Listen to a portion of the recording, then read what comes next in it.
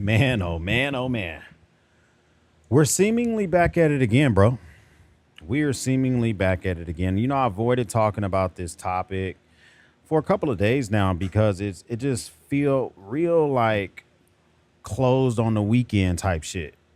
You know what I'm saying? Like, I felt like this whole cadence with the war and the memorandum of understanding, and I felt like we had like a sort of a conclusion. Maybe not fully a conclusion, but like a piece of me felt like this shit had come to some type of like finishing point. Boy, was I wrong. And I want to be like wrong. No, actually, I want to be right. I want to be right that it was completely done. It wasn't anything else for us to have to worry about and think about and do or anything like that. But now it seems like we're back at it again, all over again, when it comes to the entire war with Iran.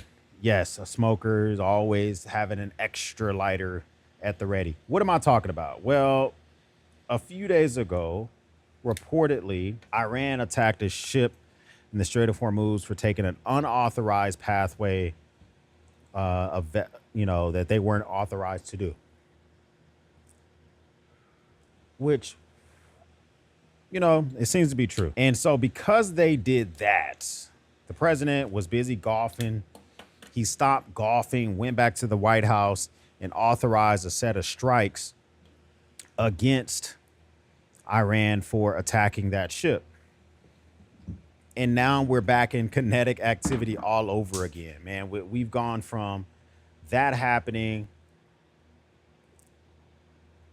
to Bahrain retaliating and attacking Bahrain, or excuse me, Iran retaliating and attacking Bahrain, the UAE, and Qatar. And so now we have this kinetic activity happening all over again. The US is once again dipping its toe in like this fight. And I feel like we're falling once again into Iran's trap where we're spending money. We're not influencing any type of big change, and stuff just seems to be going round robin all over again. So we're on what, night 3 or 4 back into this kinetic activity with Iran themselves. They seem like they don't give an F. They seem like they're okay with this continuing to go down, them having no issues whatsoever of just continuously being in the fight with us. So like, what does all that mean? It means that we are now going to have to worry about gimmicks and war and prices of shit still not coming down. We are once again expending all sorts of money over here for this war that I think no one asked for.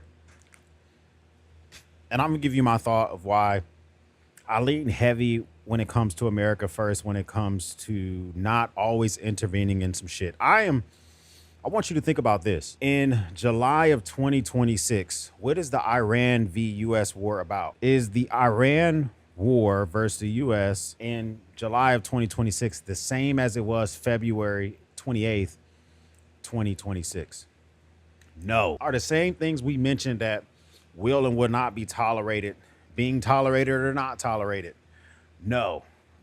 Everything has shifted a lot so far with this entire just war.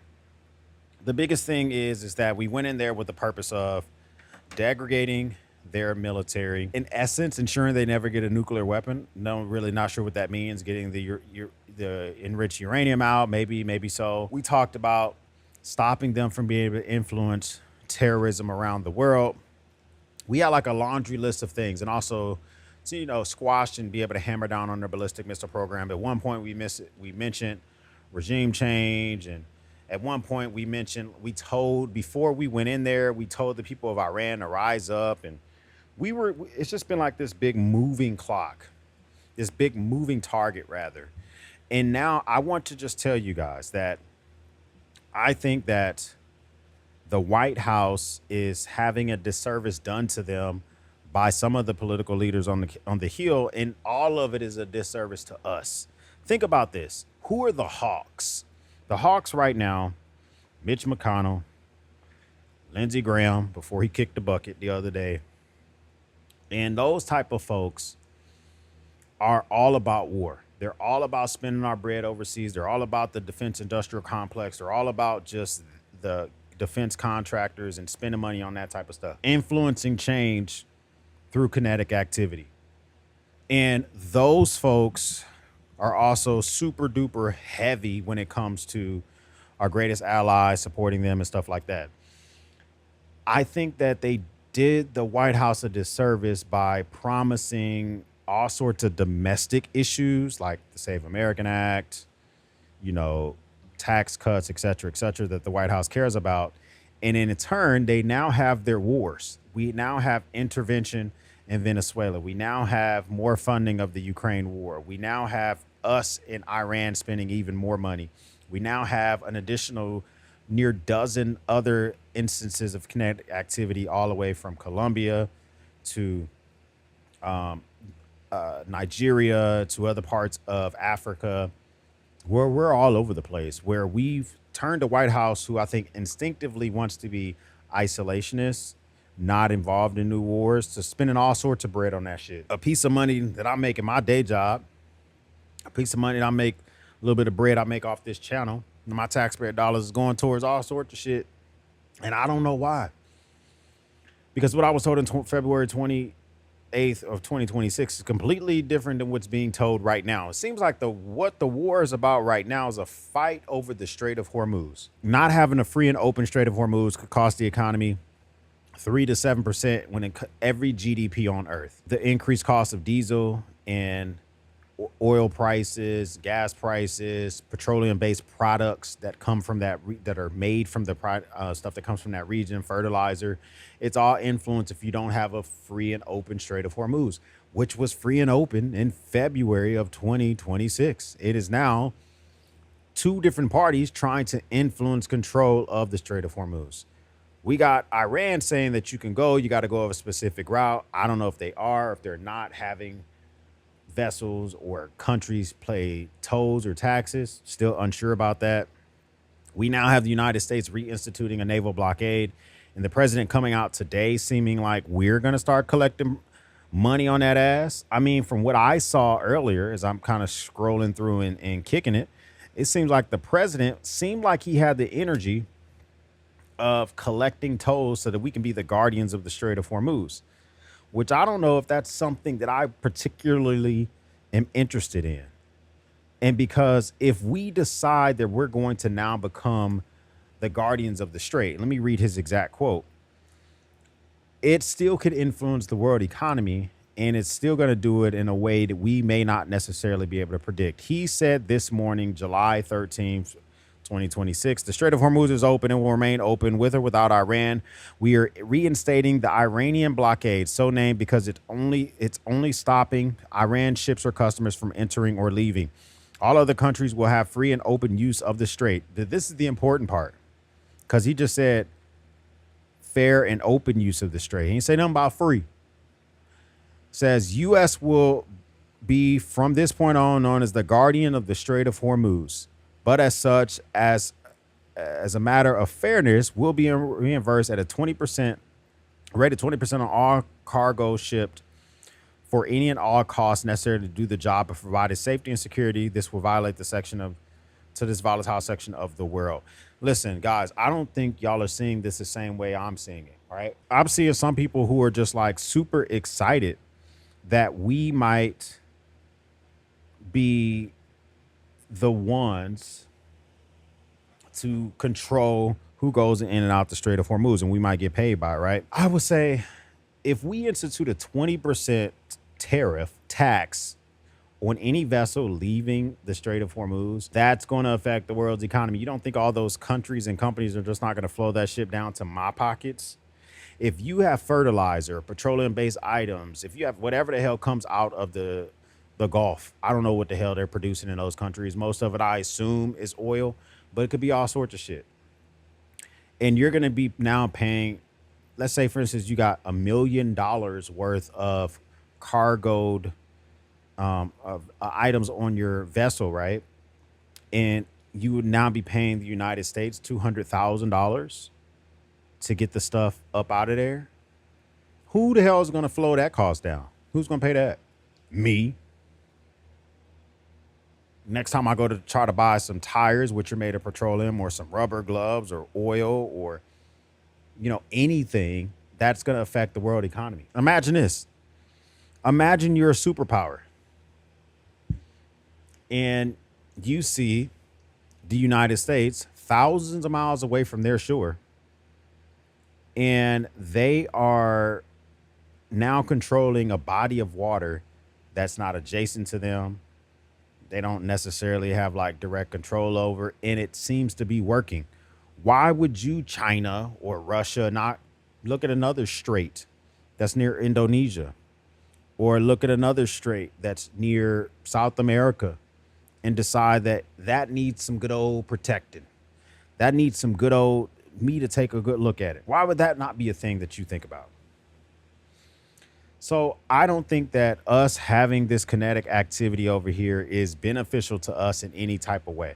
One thing I also noticed the other day is literally today, US CENTCOM sent out a video. It is the use of a multiple one-way attack surface drone CENTCOM used to strike submarine and ship maintenance facilities in Iran. And these drones hit these naval bases in Iran. I want to say a couple of things. First of all, kudos to our military to adapt technology, whether we learned it from Ukraine or we developed it on our own and we had defense contractors institute it and build it for us, and we're able to successfully deploy that in the field and in war and theater.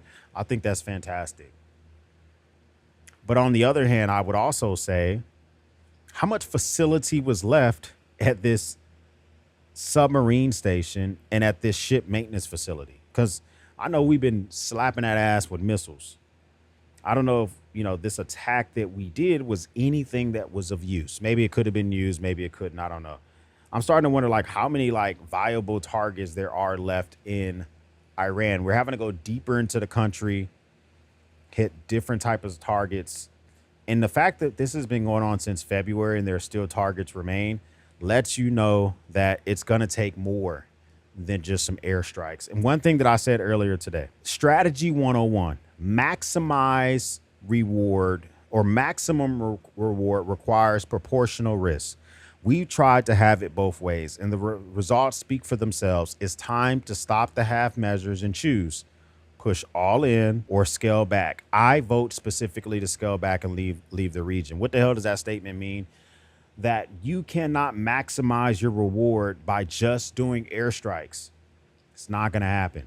Now, our greatest airlines barely even participating. It's mostly just us plummeting that ass, right? So we have an expectation to maximize reward, whatever our objectives is, which right now seems to be our number one objective is the Strait of Hormuz, by doing minimum risk.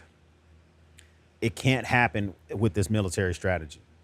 It will take special operators, a very large insurgent, push, or a large number of groups on troops on the ground, and or us occupying large parts of the shores of Iran.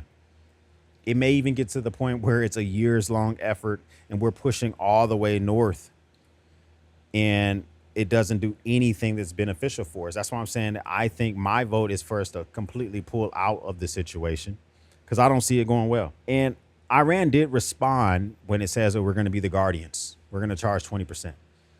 Their spokesman says, we continue to assert our authority and control over the Strait of Hormuz. With strength and power, we will force foreigners and their allies to surrender to the will of the Iranian people.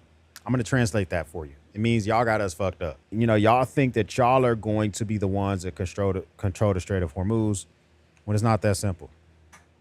Even some of their leadership in Iran came out and says, we agree with the United States. Whoever is controlling and protecting the Strait of Hormuz should be paid, but we're going to charge less. So therefore, get y'all asses up out of there. Now it just seems to be like this rhetorical rhetoric and this back and forth and like this needless energy. Me personally, I think that we are doing a disservice to the American people with this war.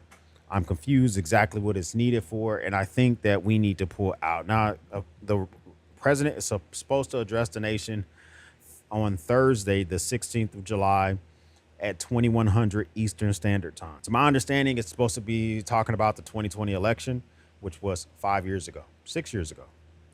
And if that's what the topic of conversation is, I'm going to click the TV off immediately. Okay, because I want to know how you're going to save me some bread right now. I want to know, I want you to talk about the war and why there's a possibility that it could expand, why we've already lost 13 service members, why we're spending all this blood and treasure.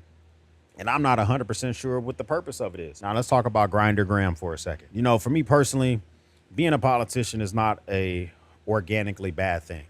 All politicians lie. The amount and the level for which you decide to lie is what can get you a nickname. And the reason you got the nickname with me is when you're not true to yourself all the time. You know, prior to President Trump, Senator Lindsey Graham seemed to have a high admiration, maybe even have a mentor in John McCain. He was always a hawk, but he seemed to be kind of like mellow on a lot of different issues. You know, he was for dreamers when it came to immigration. He was for sensible, actions, even when he wanted to do his hawkish ways. He was against President Trump, et cetera, et cetera. Now, him flipping and turning and all the other shit, I'm going to leave that part to y'all. But him not being true to himself in all aspects of it, except for one area, which literally is the war, is an issue. So this whole weekend, I'm seeing footage from Iran where the U.S. is striking deep in the country. I'm seeing rhetoric from the Secretary of War saying stuff like, Iran made a poor choice, now they pay. I'm seeing language in here from Bahrain where they're mentioning that they got their sirens going off, and the Ayatollah currently in Iran is saying we pledge to avenge the blood of the martyred leader, blah, blah, blah, blah, blah. I'm just seeing all this rhetoric going back and forth. And the one thing that Lindsey Graham was true to was always being a goddamn hawk, always just putting his balls to the wall for our greatest ally, always wanting to send some money overseas. And a part of that I do agree with. Okay. Greatest ally part, man, maybe not so much. Always giving them intelligence and giving them money, maybe not so much, just because they're the only democracy in the Middle East. But the other stuff, you know, just 100% letting Ukraine be out on their ass. I don't agree with that 100%. I think, you know, we should help them out a little bit. I believe that this war is just going to become an extended cat and mouse game. I don't think that we are showing the will or the want to send ground troops into Iran. I think it's going to be a forever naval blockade.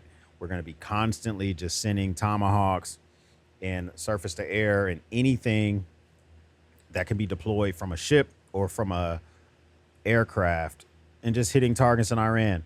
They've been preparing 40 years for this. I think they got a lot of shit fortified, and it's just going to be a big old long drawn out expensive headache. I think the American people are going to be distracted by stuff like race cars like we got going on in Washington, D.C., or monuments that are being shined up, or monuments that are murky and got chip and blue paint or whatever. It's going to be just a whole lot of different ways to try to distract me from the point that my pockets are not how they used to be because of the cost of fuel, because of inflation. And I kind of feel like don't nobody give a fuck, but maybe I'm wrong. You know, maybe this is just what it's going to be. Maybe this is just going to be the cadence. Finally got my replacement Manker light. I don't know if you guys, I did a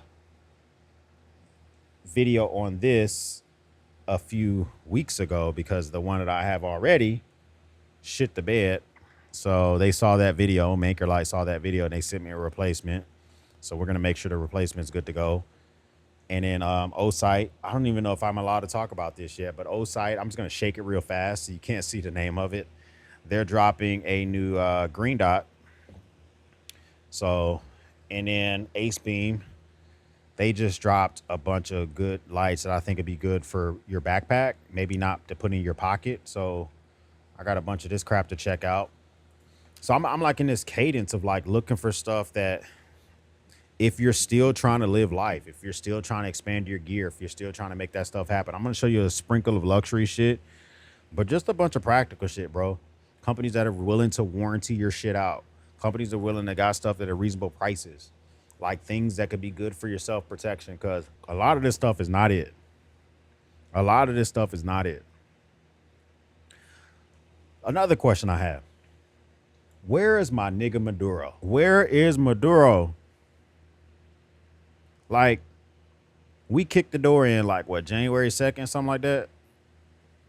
Took him up out of there, took his wife up out of there. And we got this new president in there. She's supposed to be doing whatever. And I feel like that has just gone to the wayside. I know that they're speed running towards his trial, but I got a lot of questions about that. I have family lives in Venezuela, cousins. My father-in-law lives there. Over 4,000 people just died in an earthquake. Are we going to be able to go there and visit? What was the point of us going in there and plucking his ass up out of there? Like, what's going on with that as well? You know, is it our intention to be able to do this again in the future? Or if we see another leader we don't like, are we going to kick the door in Cuba? Are we going to go take a shit in Greenland? The type of things I wonder about. Is this something that's going to be reoccurring? So these are so many things I wanted to put on this channel versus the main channel, because I'm not asking you to prepare for anything. You know, my main channel, I may say, this just happened, prepare your fuel. This just happened, get your power stations together. That just happened, go slap your wife's ass, whatever, right? This one is just like, this is some shit that's going down, and I'm not sure if the cadence is going to end. First time stopping by, hit the subscribe button. I would love to have you part of the battalion. Let me know your thoughts down below when it comes to these wars, our interventions that we've been doing since the Redcoats. I would love to know what your comments down below. If this is not your first time stopping by, well, thank you once again for watching me run my grape. Everyone else, we'll speak soon.